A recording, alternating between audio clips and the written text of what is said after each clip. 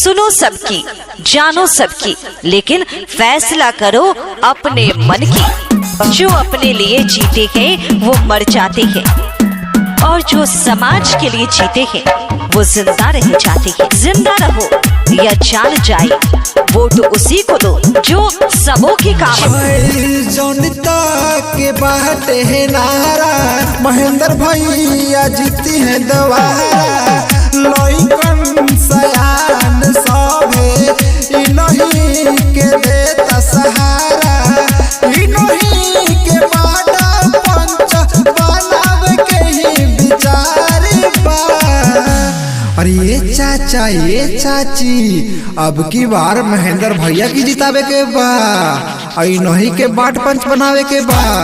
सबे विरोधी लोग के छूटा था पसीना, सबे विरोधी लोग के छूटा था पसीना। महेंद्र भैया जिंदाबाद जिंदाबाद जिंदाबाद। तो मेरे ग्राम पंचायत कचहरी जगन्नाथपुर के वार्ड नंबर 7 के समस्त मतदातागण, आप लोग से अनुरोध है कि अब की बार महेंद्र भैया को ही जिताना है।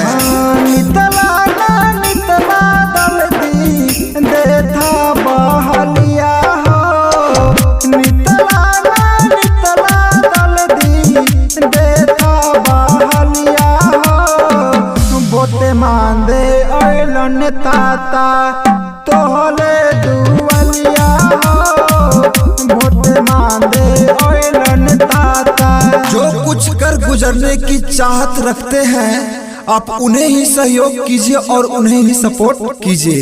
इस बार अब की बार ग्राम पंचायत कचहरी जगन्नाथपुर वार्ड नंबर 7 वार्ड पंच के रूप में महेंद्र भैया को ही चुने। जगन्नाथपुर पंचायत से इन्हीं के जिताई है, इन्हीं के बाड बनाई है राम, इनके जिताई है माला पहनैया, अब की न मौका गवाई है राम। हर घर जाकर सबको समझाना है, इस बार चापाकल छाप पर बटन दबाना है और इन्हें ही विजयी बनाना है। तो याद रखे दोस्त, क्रमांक संख्या 2 चापाकल छाप। विजय के झंडा लहरावा हो, फिर से के इनके ही जितावा। विजय के झंडा लहरावा हो, फिर से के इन्हीं की जितावा हो। देर से को छन करे हन है हमर भैया, वार्ड पंच बनाई हो इनके जिताई हो, वार्ड पंच बनाई हो इनके जिताई हो, वार्ड पंच बनाई हो।